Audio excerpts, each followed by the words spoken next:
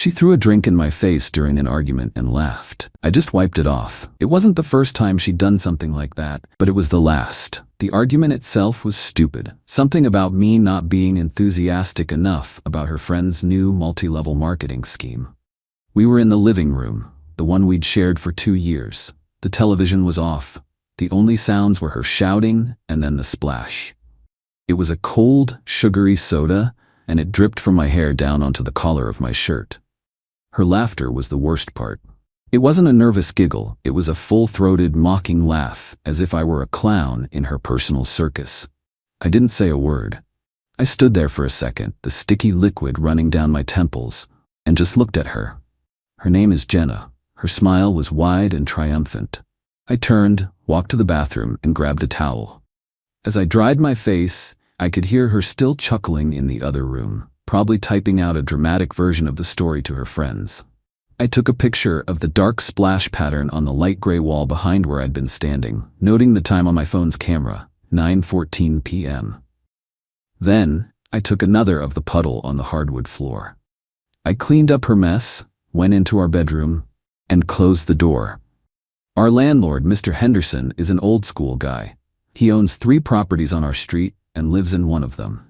He's retired military, keeps everything immaculate, and has a zero-tolerance policy for drama. It's right there in the lease agreement we both signed. I had a digital copy saved in my email. I opened my laptop, found the PDF, and scrolled to section 12B. It was titled, Tenant Conduct. The clause was clear. Any act of aggression, violent behavior, intimidation, or intentional property damage is grounds for immediate termination of the lease for the offending party. I composed a short professional email. The subject line was, Incident Report, Apartment 3B. I wrote, Dear Mr. Henderson, I am writing to report an incident that occurred tonight at 9:14 p.m. During a verbal disagreement, my co-tenant, Jenna M., threw a drink at me inside the apartment, resulting in a mess on the wall and floor. I have attached time-stamped photos for your reference. This is not the first time her anger has escalated to a physical action, but it is the first time I have felt the need to formally document it. I am concerned about this pattern of volatile behavior. Per Section 12B of our lease agreement, I am requesting your guidance on this matter. I attached the 2 photos and hit send. Then I packed a small bag. I wasn't sleeping there tonight. I went to my friend Mark's place. The next morning, I got a reply from Mr. Henderson at 7:30 a.m. It was brief. Mr. My last name, thank you for bringing this to my attention. I will handle it. Please expect a call from me later today. I went about my day. I didn't answer any of the dozen texts Jenna sent, which ranged from angry, "Are you seriously giving me the silent treatment? Grow up," to fake concerned, "Are you okay? I'm worried about you." Around 4 p.m., my phone rang. It was Mr. Henderson. "It's done," he said, his voice flat. "I spoke with Miss M. I delivered her a 30-day eviction notice personally. The reason cited is violent behavior in violation of Tenant Conduct Policy 12B. She is solely responsible for vacating. Your lease will be amended to reflect you as the sole tenant once she is out. I don't tolerate that nonsense in my buildings. Let me know if there are any further issues." I thanked him. He just grunted and hung up. An hour later, my phone exploded. It was Jenna. She was screaming so loud I had to hold the phone away from my ear. "You got me evicted. You went to the landlord over a spilled drink? Are you insane?" I waited for her to take a breath. "It wasn't a spilled drink, Jenna. You threw it at me, and you laughed. I'm done." I hung up the phone. She called back 7 more times. I didn't answer. Then the text started again, this time from her sister, Chloe. Chloe was always the reasonable one. Her text read, "What is going on? Jenna is hysterical. Said you got her kicked out." I replied, "She threw a drink in my face and laughed about it. The landlord has a strict policy on that kind of behavior. It was her choice." Chloe didn't reply for a while. Jenna's 30 days were a nightmare of passive aggression. She'd slam doors, play loud music at odd hours, and leave her stuff all over the common areas. I just ignored it. I documented everything with photos and short notes, just in case, but I never had to use them. I spent most of my time at Mark's place anyway. He let me crash on his couch. "Dude, you did the right thing," he said one night. "That's not normal. People don't do that." It was good to hear it from someone else. I knew it wasn't normal, but I had gotten so used to her outbursts that my sense of reality was warped. On the final day of the month, she moved her stuff out while I was at work. I came home to an empty apartment. Well, almost empty. She'd taken some things that were definitely mine: a bookshelf, a nice lamp, or a good set of kitchen knives. She'd also left a parting gift: a long, deep scratch on the living room wall where the sofa used to be, and on the kitchen counter, a pile of unpaid bills. They were all addressed to her, but they were for shared utilities: electricity, gas, and internet. They were all past due. I took a picture of the scratch on the wall. I gathered the bills. The total she owed for her half was $287.54. I also knew that Mr. Henderson would take the cost of repairing the wall scratch out of our security deposit, which we had split. The estimate he sent me later was $200, so she owed me her half of that, another $100. Grand total, $387.54. I sent her a polite text message with a clear breakdown in the total. Jenna, here is your share of the final utility bills and the wall repair. Please send the $387.54 by the end of the week. Her reply came back instantly. Lol, you think I'm giving you a dime after you made me homeless? Go f yourself. I didn't reply. Instead, I paid all the utility bills in full to protect my own credit. I paid Mr. Henderson for the wall repair directly so the full security deposit would be returned to me. I now had receipts for everything. I saved them as PDFs. The next day, I logged into my banking app and sent her a formal payment request for $387.54 with the memo: Final Utilities Damages Reimbursement, App 3B. She declined it within minutes. I waited a week. Then I sent her a formal letter through certified mail. It's a little old-fashioned, but it creates a paper trail that's hard to ignore. The letter stated the amount owed, included photocopies of all the receipts, and gave her a deadline of 10 business days to pay before I would pursue other avenues to collect the debt. I knew she received it because I got the delivery confirmation. She didn't respond. The other avenue was small claims court. The filing fee in my county was $50. I filled out the paperwork online, uploaded the PDFs of the receipts, the lease agreement section on damages, the payment request screenshot, and the certified mail confirmation. I laid out the facts simply and without emotion. A week later, she was served with a notice to appear in court. That's when her sister Chloe called me. She sounded exhausted.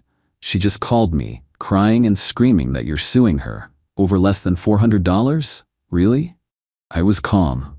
Chloe, it's not about the money, it's about the principle. She agreed to pay her share. She caused damage. She thinks she can just walk away from her responsibilities. I'm not letting her. I explained the steps I had taken: the polite text, the payment request, the certified letter. I told her Jenna had refused every single time. I'm not trying to make her life hard, I said. I'm just holding her accountable. There was a long pause on the other end of the line. She told us you were being controlling and kicked her out for no reason, Chloe said quietly. She left out the part about the drink, the bills, and the wall. I just said, I have pictures of all of it, Chloe. I could hear her sigh. I believe you, she said. I'm sorry you're dealing with this. My sister, she has a habit of making her own reality. We hung up on good terms. That conversation felt like a bigger win than the money. A few days later, the social media campaign started. Jenna didn't name me, but it was obvious. She posted vague statuses about escaping a toxic and controlling relationship and how she was starting over from scratch after being thrown out on the street. Her friends, who only knew her side of the story, flooded the comments with support. You're so strong. His loss. We've got your back. It was nauseating to see. Mark saw it and called me, furious on my behalf. Are you gonna let her get away with this? You need to post your side of the story. Post the receipts. I told him no. Fighting with her online is what she wants, I said. It gives her more fuel. It makes me look just as dramatic as she is. I'm not playing that game. My plan was much simpler. We had a handful of mutual friends who were genuinely good people I cared about. I didn't want them to think I was some kind of monster. I created a group chat with 3 of them, 2 couples we used to hang out with. I started the chat with a simple message. Hey guys, I know you've probably seen some stuff online from Jenna. I'm not going to air dirty laundry publicly, but I did want you to have the facts directly from me, since I value our friendships. Then, I attached 4 things. The first was the original picture of the soda splashed on the wall. The second was a screenshot of Mr. Henderson's email confirming he was issuing the eviction notice for violent behavior. The third was the screenshot of her text message saying, "Go f yourself," when I asked for the bill money. The fourth was a screenshot of one of her public posts, the one where she claimed she was thrown out for no reason. I finished my message with, "She threw a drink at me, refused to pay her bills, and was evicted by our landlord based on a clause she signed. I've now had to take her to small claims court to get her to pay for utilities she used. Those are the facts. Hope you guys are doing well." The response was immediate. One of the friends, Sarah, replied, "Oh my God, I had no idea. She told us you two just had a small fight and you overreacted." Her husband added, "Wow, that's messed up. Thanks for letting us know the truth." The other couple echoed the sentiment. Within an hour, I had 4 people who knew the real story. I didn't ask them to take sides or confront her. I just gave them the evidence. The fallout was quiet but swift. One of the friends later told me that Sarah had privately messaged Jenna and asked her why her story was so different from the proof I had provided. Jenna apparently flew into a rage, accusing Sarah of betraying her. That friendship ended right there. The social circle she had weaponized against me began to crumble, not because of anything I said, but because of the evidence of her own actions. The best part, though, was the call I got from Chloe about a week before the court date. She was livid, but not at me. "She tried to borrow money from our parents to pay you," Chloe said. "She told them you were suing her out of spite and harassing her. She completely lied to them. I was there and I couldn't stay quiet anymore. I told them everything. I showed them the texts you sent me. I told them about the drink, the bills, the wall. My dad was furious. He called her and told her she needed to grow up and take responsibility for her own messes. He refused to give her a cent." Jenna had apparently screamed at Chloe, calling her a traitor. They hadn't spoken since. "So she's cut me off now," Chloe said, her voice heavy. "But honestly, it's a relief. I'm tired of covering for her. I hope you get your money." On the day of court, I showed up in a button-down shirt, holding a small folder with all my documents printed out and organized. Jenna was already there, sitting on the bench outside the courtroom, dressed dramatically in all black. She was texting furiously on her phone. She looked up and glared at me but didn't say anything. When our case was called, we went inside. The judge was an older woman who looked like she had seen everything twice. She was patient but had an air of absolute nonsense. She asked me to state my case. I stood up and presented the facts calmly. I showed her the lease, the photos of the wall, the utility bills, the receipts proving I had paid them, the screenshots of my attempts to collect the money from Jenna, and the certified mail confirmation. I explained the situation in about 2 minutes. I didn't mention the drink throwing. I kept it focused only on the financial matters.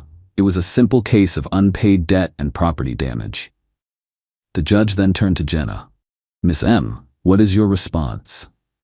Jenna stood up and launched into a tearful, rambling story about how I was a manipulative ex trying to ruin her life. She said I had been emotionally abusive for years, that I had kicked her out of our home unexpectedly, and that this lawsuit was just another form of harassment. She claimed the bills were fake and that the scratch on the wall was there when we moved in. The judge listened without expression.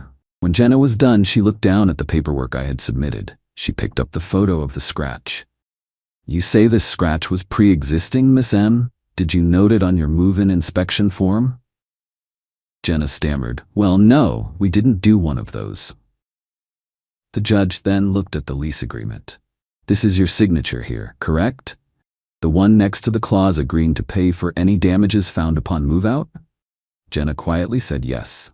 The judge then looked at the utility bills. "And these bills cover the period when you were living in the apartment, do they not?" Jenna had to admit that they did. "And you have no proof that you paid your portion of these bills?" "He was supposed to handle it." She tried. "That's not what the bill says," the judge said, pointing. "The account is in your name." One of the major bills, the electricity, had been in her name. It was an oversight on my part not to have it changed earlier, but it worked in my favor now. Her argument completely fell apart. The judge was quiet for a moment. Then she said, "This is a straightforward case of unresolved shared expenses. The evidence provided by the plaintiff is clear and documented. The defendant's testimony is emotional but lacks any factual basis or evidence to refute the claim." She banged her gavel. Judgment for the plaintiff in the amount of $387.54 plus the $50 filing fee. Total of $437.54. You will receive payment instructions by mail, Miss M. Do not be late. Jenna just stood there, her mouth open. She looked completely stunned. I just gathered my papers, said, "Thank you, Your Honor," and walked out of the courtroom. I didn't look back at her. Driving home, I didn't feel ecstatic or triumphant. I just felt quiet. The whole thing was finally over. The money would eventually show up, or I'd have to file another form to garnish it, but the principle was settled. The judgment was a piece of paper that said, "You were right, the facts matter." That was worth more than the $437.54. A few weeks went by. I got a check in the mail from the court collections office for the full amount. She had paid. I guess the threat of further legal action was enough. I used the money to buy a new bookshelf and a new lamp, replacing the ones she had taken. The apartment started to feel like my own space. The energy was different. It was calm. One evening I was sitting on my couch, reading a book. My phone buzzed. It was a text from an unknown number. I opened it. "I hope you're happy. You ruined my life over a few $100s. You're a pathetic, lonely man and you always will be." It had to be her. I looked at the message for a long moment. I thought about all the anger, the stress, the drama of the past few months. I thought about her mocking laughter as soda dripped down my face, and I realized none of it could touch me anymore. I blocked her number. The apartment was quiet, and for the first time in a long time, it felt like home. She told her friends on speaker, "I love him, but he's only 5'10". I need a 6'4" king to match my heels. I'm just settling until someone taller comes along." I replied, "Don't settle." Then I packed her bags and dropped her off at her 6'4" ex's trailer park, when she texted me begging to come back to my penthouse. I'm 31 years old and I stand exactly 5 foot 10 inches tall. Not short, not tall, just average. Never bothered me until I met Christina. We met at a rooftop bar in downtown about a year ago. I'm a software architect and had just closed a major contract. My buddy threw a celebration and Christina was there with her friends. She's 5'6", which becomes 5'10" in heels. She made a point of telling me that within 5 minutes of meeting, said we were the same height when she wore her favorite shoes. Thought it was cute. She laughed. I laughed. We exchanged numbers. First few months were great. She moved into my penthouse after 3 months. I own the place outright. Downtown high-rise, 2 floors, floor-to-ceiling windows. Bought it 2 years ago when my software company took off. She loved it. Loved the view. Loved telling her friends about it. Loved posting pictures with the city skyline behind her. She had a part-time job at a boutique that barely paid anything. Maybe 20 hours a week. Never asked her to pay rent. She was my girlfriend, staying with me, not a tenant. Her name wasn't on any lease. She didn't contribute to bills, just a guest in my place. But there were comments, little things. She'd see a tall guy at dinner and mention it. "Oh, he must be like 6'3". Must be nice." Or we'd watch a movie and she'd say the actor was so tall and handsome. Always emphasize the tall part. I figured she just noticed height. Some people notice hair color. She noticed height, whatever. Month 6, she started wearing heels constantly, around the house, to the grocery store, to the gym lobby. 3-inch, 4-inch, 5-inch heels. Said she loved feeling tall. Said it made her feel powerful. I said, "Cool, wear what makes you happy." But she started making comments about our height difference when she wore them. She'd stand next to me and say, "See, I'm taller than you now." Not in a mean way, just stating facts, but she'd say it a lot. Month 7, I started noticing her Instagram. She'd post pictures of us, but crop me out if I was standing. Only posted sitting photos where height didn't show. Or she'd post solo pictures and talk about her amazing life in her amazing apartment. Never mentioned me. Just the apartment. The view, the lifestyle.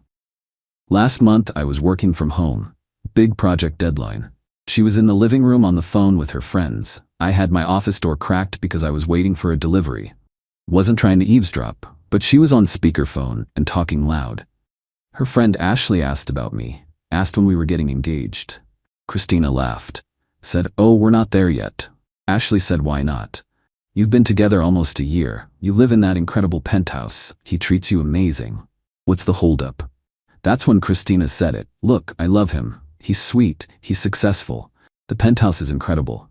But he's only 5'10". I need a 6'4" king to match my heels. I'm just settling until someone taller comes along. Once I'm established here and meet someone better, I'll upgrade." Her friends laughed. Someone said, "Girl, you're terrible." Christina said, "I'm being strategic. He's a good placeholder. But I can't see myself with someone that short long term. I need that height difference. I need to feel small and feminine. Can't do that with someone who's basically my height." I sat there staring at my screen. Placeholder. Settling. Upgrade. Like I was a rental car until she could afford a better model. I pulled out my phone, started recording, got every word of what came next. She was still talking about looking at dating apps, window shopping for guys in the 6'2" and above range. I got up, walked into the living room. She was still on speaker, still talking about how she was looking at dating apps on the side. Just window shopping, she called it. Seeing what else was out there in the 6'2" and above range. I picked up her phone, said, "Hey Ashley." "Hey Morgan." "Hey, whoever else is listening. This is the 5'10" placeholder. Just wanted you to know Christina won't be settling anymore." Then I hung up.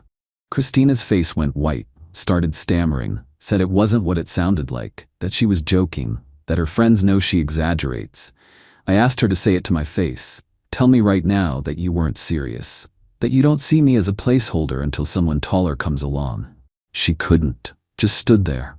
Finally said, "Look, you don't understand. Women have preferences. Height matters. It's biological." I said, "Okay, then don't settle, pack your stuff." She said, "What?" I said, "You heard me. You're settling. I don't want anyone settling for me. You want a 6'4" king? Go find one. This 5'10" placeholder is done." She started crying, said she didn't mean it like that she loved me, that she was just venting to her friends. I said, "You were strategizing. Your word. You're using me for my penthouse while you look for someone taller. That's not venting. That's using." I went to my bedroom, our bedroom, started pulling her clothes out of the closet. She followed me screaming, saying I was overreacting, that all women talk like this with their friends, that I was being insecure about my height. I kept packing, suitcases, bags, everything. Took me about an hour. She went from crying to angry to bargaining, said she'd delete the dating apps she didn't even have installed yet, said she'd never mention height again, said she'd make it up to me. I said nothing, just packed. When I was done, I loaded everything into my car. She was still in the penthouse saying we needed to talk about this. I said, "We're done talking. Get in the car." She said, "Where are we going?" I said, "You'll see." She got in. Probably thought I was driving her to a hotel or her parents' house. We drove for 40 minutes outside the city. She kept asking where we were going. I didn't answer, just drove. Pulled up to Riverside Trailer Park. She looked around confused. I said, "Recognize this place?" She said, "No." I said, "Really? Because your ex Derek lives here. The 6'4" king you dated before me. Remember him? You told me all about him. High school sweethearts. Dated for 6 years. He was so tall and handsome. You showed me pictures." Her face changed. Said, "What are you doing?" I said, "Giving you what you want. You want tall. Derek is 6'4". You guys have history. He's single. I checked his Facebook this afternoon. Seems like a perfect match." I got out, started unloading her stuff. She sat in the car, refusing to move. I knocked on Derek's trailer door. He answered. Looked exactly like his pictures. Probably 6'4", tank top, beer in hand. Confused expression. I said, "Hey man, you're Derek, right?" He said, "Yeah." I said, "I'm returning your ex-girlfriend, Christina. She's been staying with me, but she says she needs someone taller. You're 6'4". She's 5'6". Should be perfect. All her stuff is here." Derek looked past me at my car, saw Christina in the passenger seat. His face broke into this huge smile. Said, "Christina? No way. Haven't seen you in like 2 years. What's going on?" Christina got out of the car. She looked mortified. Said, "This is insane. Derek, this isn't what it looks like." I said, "Sure it is. She told her friends today that she's settling for me because I'm only 5'10", but she wants someone 6'4". That's you, man. Congratulations. Derek's smile faded a bit, looked at Christina, said you're settling. She scrambled. Said no, it's complicated. He's twisting things. Derek said you always were kind of shallow about that stuff. Remember you made me stand next to you in every photo. Always wanted that height difference visible. He was already a few beers in. I could tell. Nostalgic and drunk, not thinking clearly. Christina saw the opening, started crying, told him she had nowhere to go, that I was being cruel, that she needed help. Derek, being Derek, buzzed and seeing his ex-girlfriend in distress, said she could crash for a bit, just until she figured things out. I started moving her suitcases to Derek's porch. He didn't stop me. Just watched. Said, so you're just dropping her off here? I said, yep. She wants tall. You're tall. You two figure it out. I got back in my car. Christina ran over, banged on my window. Said, you can't leave me here. This is crazy. I said, you're right. It is crazy to settle. Now you don't have to. Derek is exactly what you said you wanted. Tall king. Trailer park throne. Enjoy. I drove away. She called my phone 16 times before I got back to the city. Didn't answer. Then the text started. First batch was angry, calling me every name possible, saying I was psychotic, that I'd regret this, that she'd tell everyone what I did. I blocked her number. She got her friends to text me. Ashley said I was abusive, that what I did was cruel and insane. I replied with the screenshot I'd recorded of the speakerphone conversation. I'd pulled out my phone and hit record the second I heard placeholder. Sent it to Ashley. Said, here's the full context. Let me know if you still think I'm the crazy one. Ashley didn't respond. 2 hours after I dropped her off, my doorman called. Said Christina was in the lobby. Wanted to come up. I said she doesn't live here anymore. Don't let her up. He said she's causing a scene. I said call the police if she doesn't leave. She left. That night, Derek posted on Facebook, picture of him and Christina. Caption was reunited with this one. Didn't think I'd see her again, but here we are. Christina wasn't tagged. Probably didn't approve the post. It had about 40 likes and a dozen comments asking what happened with her new guy. Day 2, the texts came from a new number. I'm sorry. You're right. I was awful. I didn't mean those things. Can we please talk? I replied. Nothing to talk about. You were using me as a placeholder. You said it yourself. Go be with your tall king. She said Derek and I aren't together. I'm staying here temporarily. His trailer is disgusting. There's no space. He works at a warehouse. Please let me come home. I said my penthouse was never your home. It was my home that I let you stay in. And you admitted you were just there until you found someone better. She said I was stupid. I wasn't thinking. I love you. I love the life we had. Please. I said you love the penthouse and the lifestyle. You settled for the guy who came with it. Find another guy with a penthouse, preferably one over 6'2". Blocked, that number 2. Day 3, her mom called. This was interesting, because Christina's mom loved me. We'd had dinner several times. She always said I was good for her daughter. Now she was calling to yell at me. Said Christina was devastated, that I'd humiliated her, that real men don't abandon women at trailer parks. Christina obviously hadn't told her the full story. I let her finish. Then I said, did Christina tell you what she said about me? The mom said she mentioned you had a fight about something she said to her friends. I said, let me be specific.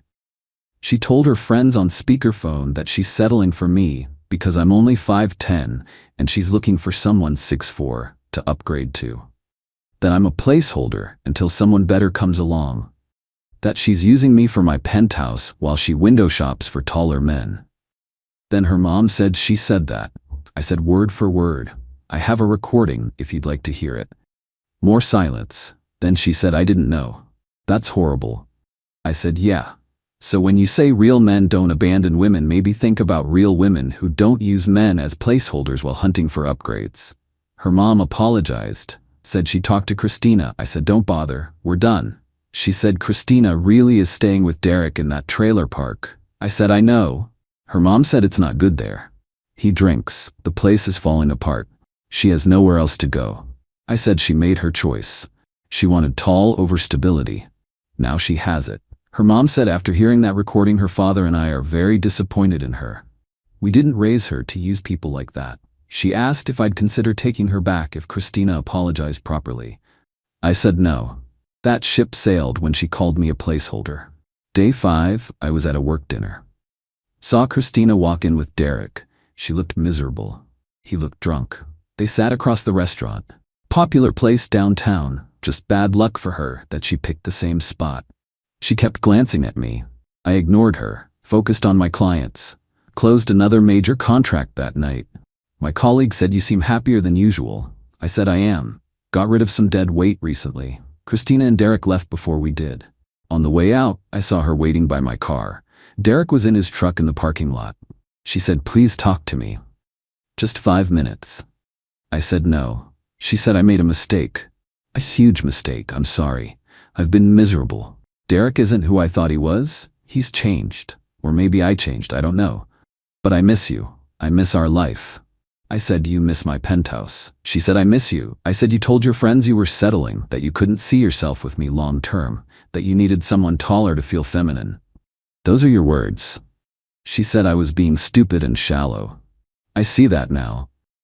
Living with Derek in that trailer made me realize what matters. I said, "What matters is comfort and money." You didn't realize anything except that your 6'4" king is actually just a guy who works at a warehouse and lives in a trailer. You thought you could trade up in height without trading down in lifestyle. Now you know better. She started crying, said that wasn't fair. I said, "You know what's not fair? Being called a placeholder by someone you cared about. Being told you're only good enough until someone better comes along. Finding out the person you let into your home was actively looking to replace you. That's not fair." Derek honked his horn. Christina looked back at him, looked at me. Said, "I can't go back there. I can't live like that. I made a mistake, please." I got in my car. Said, "Then don't settle Derek either. Find someone who wants you. Not someone you're using until you find someone taller or richer or whatever metric you're judging people by this week." I drove off. Day 8, she showed up at my building again. This time she convinced a resident she'd forgotten her tea fob. Told some sob story. Got in that way.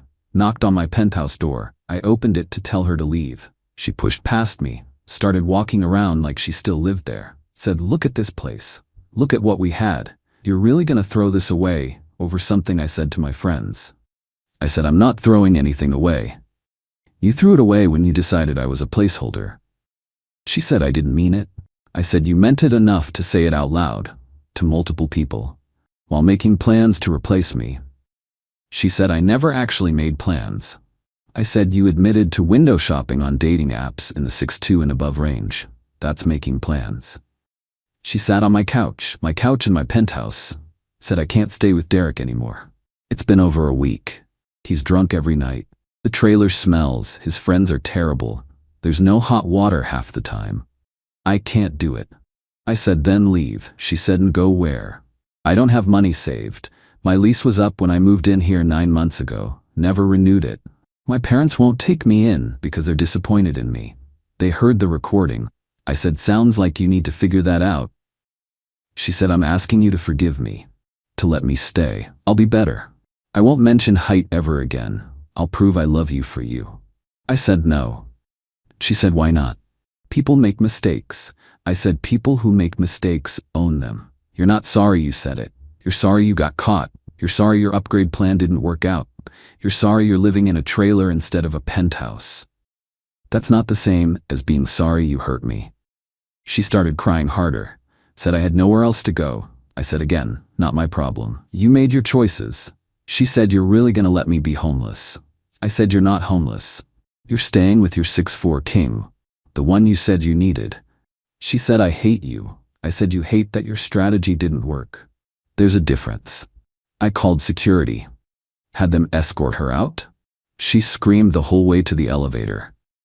Building manager called me later.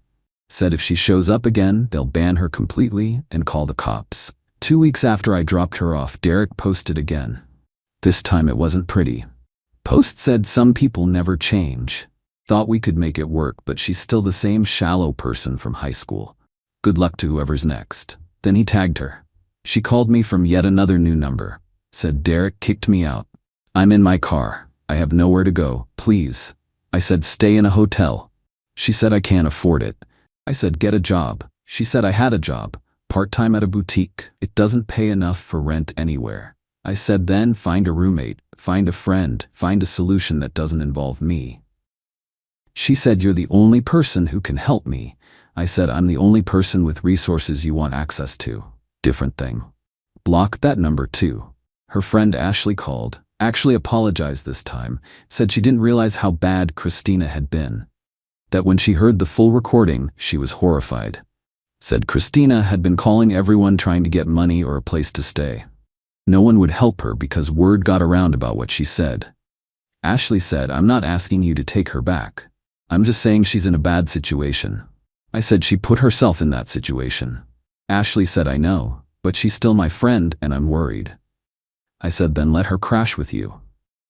Ashley said I would, but I have roommates and they said no. They all know what she did.